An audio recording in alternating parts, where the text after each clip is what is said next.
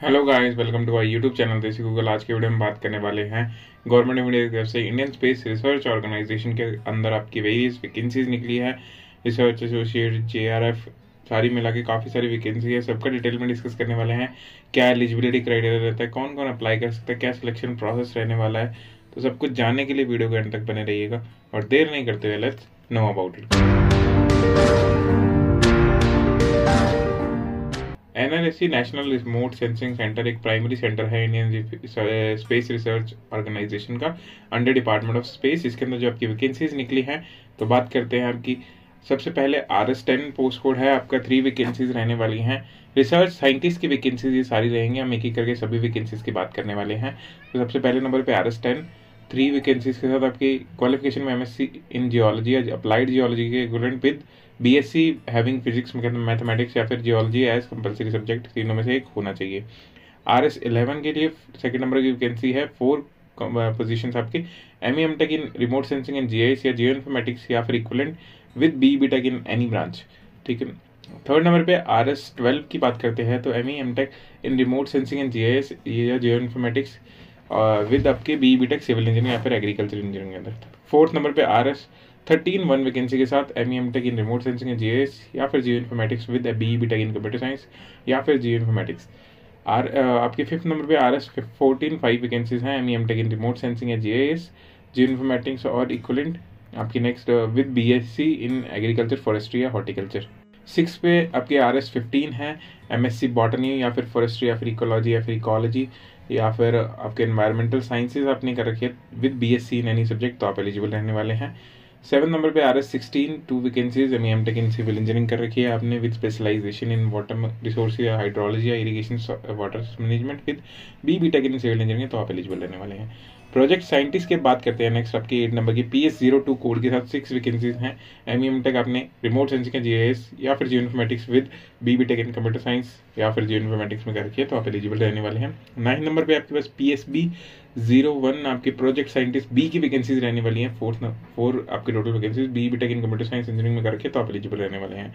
Project associate 1 की आपकी vacancy है PA03 10 नंबर पे आपकी 2 वैकेंसीज MSc इन रिमोट सेंसिंग या GIS और equivalent with BSc in any subject आपने कर रखा है, तो आप एलिजिबल रहने वाले हैं। प्रोजेक्ट एसोसिएट 2 के लिए आपकी 11 नंबर की वैकेंसी है, 12 वैकेंसीज रहने वाली है। ME MTech आपने जियो इन्फॉर्मेटिक्स या equivalent with BE BTech in computer science या फिर जियो इन्फॉर्मेटिक्स विद 2 ईयर्स का एक्सपीरियंस आपके पास in research and development in industrial and academic institution या फिर science and technology organisation and scientific activities and services, तो आप इसमें एलिजिबल रहने वाले हैं। बात करते हैं JRF की। JRF की आपकी 12 नंबर पे वैकेंसी है, JRF 1301 पोस्ट कोड के साथ ME MTech civil engineering with specialization in water resource with BE BTech आपने सिविल इंजीनियरिंग एग्रीकल्चर इंजीनियरिंग कर रखी है, तो आप एलिजिबल रहने वाले हैं।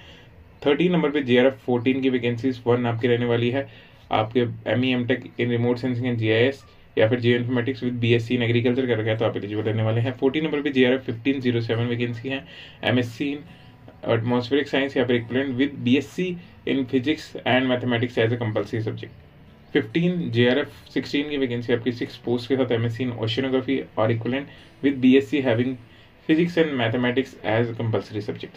16 नंबर पे आपके JRF 17 की वैकेंसी है, 1 पोस्ट है, ME MTech in atmospheric science या केमिस्ट्री या earth sciences with BE BTech and any branch.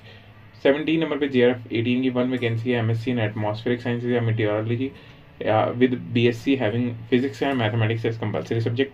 18 number पे JRF 19 की वैकेंसी है आपकी, MSc in agrometeorology with BSc in agriculture में अंदर।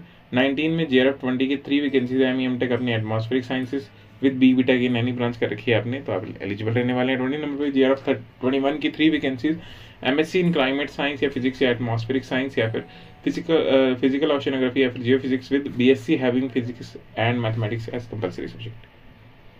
JRF 22 के अंदर आपकी एक पोस्ट है, 21 नंबर पे आपकी रहने वाला है, MSc इन फिजिक्स या मीटियोरोलॉजी या फिर atmospheric sciences with BSc having physics and mathematics. 22 number पे JRF 23 की vacancy 1, MSc in physics and meteorology with BSc। 23 number पे JRF 24 की vacancy ME MTech in atmospheric sciences या फिर केमिकल या इंजीनियरिंग या फिर meteorology with BE BTech in any branch, आप एलिजिबल रहने वाले हैं।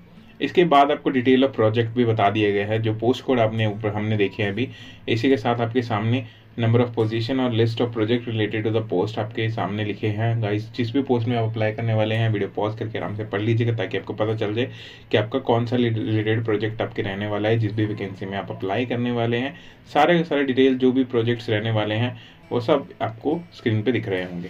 तो प्लेस ऑफ पोस्टिंग की बात कर लेते हैं। तो प्लेस ऑफ पोस्टिंग अंदर NRSC operates through multiple campuses located at Shadnagar, Rangareddy district. इसमें काफ़ी सारे आपके मिला के दिखाए होंगे। तो इन सेंटर्स में से किसी भी सेंटर पे आपको प्लेस किया जा सकता है सिलेक्टेड कैंडिडेट जो रहेंगे। और NRSC reserve the right to post candidate to any its work centre या फिर ऑल इंडिया पोस्टिंग बेस्ड रहेगा, प्रोजेक्ट बेसिस पे रहने वाला है। अब बात करते हैं आपके एनवायरमेंट्स या सैलरी कह सकते हैं अदर बेनिफिट्स की। तो इसके अंदर सबसे पहले बात कर लेते हैं हम रिसर्च साइंटिस्ट आरएस की। आपकी लेवल 10 की वैकेंसी लेवल 10 की आपकी रहने वाली है, जिसके अंदर आपको payment matrix as per 7 CPC की रहेगा, plus DRNS allowance and HRA if not provided with accommodation रहेगा, या फिर आपको एचआरए दिया जाएगा या एकोमोडेशन दिया जाएगा। तो इसके साथ आपकी सारे रिसर्च साइंटिस्ट जिस भी medical facility leave entitlement as पर एनआरसी एसरो आपको दिया जाएगा, मैटरनिटी लीव या फिर आपके जो अदर बेनिफिट्स रहते हैं वो सारे आपको एज पर गवर्नमेंट नॉर्म्स के अकॉर्डिंग दिए जाएंगे। सेकंड नंबर पे बात करते हैं प्रोजेक्ट साइंटिस्ट 1 की। तो प्रोजेक्ट साइंटिस्ट 1 के shall be paid 56,000 per month and HRA at the prescribed rate in force of place of posting will be paid। और बाकी जो आपके रहने वाले हैं एज पर गवर्नमेंट नॉर्म्स आपको बेनिफिट्स दिए जाएंगे। प्रोजेक्ट साइंटिस्ट बी का भी आपका same 56,000 per month plus HRA रहने वाला है। अदर अलाउंसेस आपकी गवर्नमेंट इंडिया के नॉर्म्स के अकॉर्डिंग रहने वाले हैं। प्रोजेक्ट एसोसिएट की बात करते हैं तो आपका 31,000 पर मंथ प्लस एचआरए दिया जाएगा और अदर नॉर्म्स के अकॉर्डिंग आपको जो है बेनिफिट्स दिए जाएंगे। प्रोजेक्ट एसोसिएट 2 के लिए भी same 35,000 per month plus HRA रहने वाला है और प्लस आपके बेनिफिट्स रहने वाले हैं।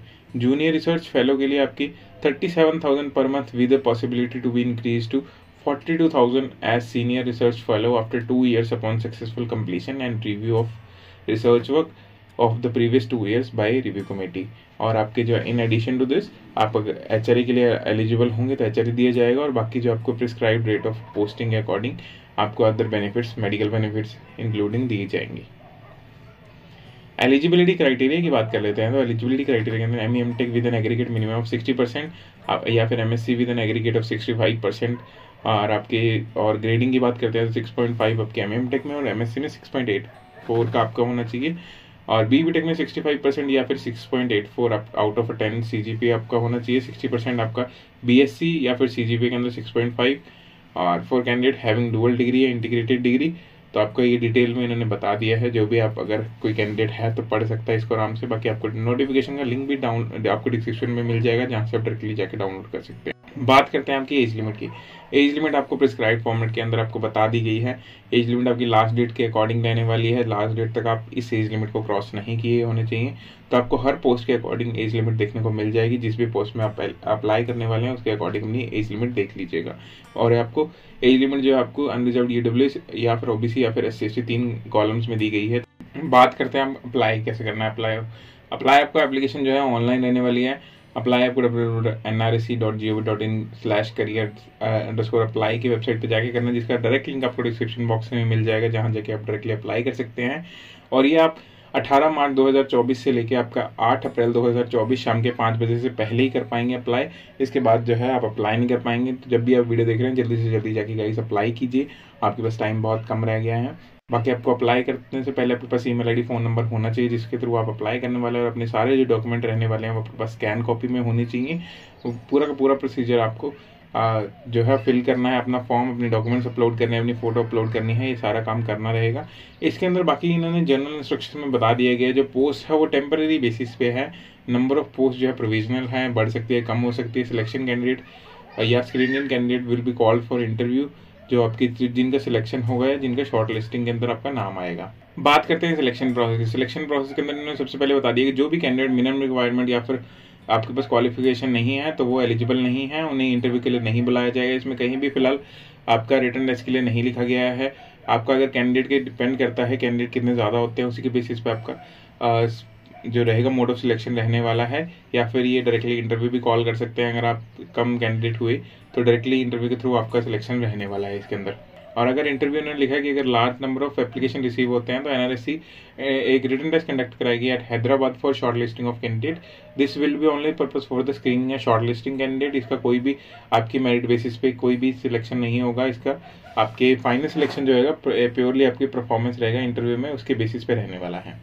तो गाइस आज की वीडियो में इतना रहने वाला है। अगर आपको कोई भी क्वेरीज है तो कमेंट बॉक्स में ड्रॉप कीजिए, वहां मैं आपका आंसर जरूर करूंगा। और अगर आपको वीडियो अच्छी लगी तो वीडियो को लाइक कीजिए, अपने दोस्तों के साथ शेयर कीजिए ताकि उन्हें भी इस नोटिफिकेशन के बारे में पता चले। और भूलेगा नहीं हमारे चैनल को सब्सक्राइब करना और बेल आइकन प्रेस करना ताकि आपको हमारी आने वाली वीडियोस की नोटिफिकेशन मिले सबसे पहले। Thank you so much guys, have a nice day, bye bye guys.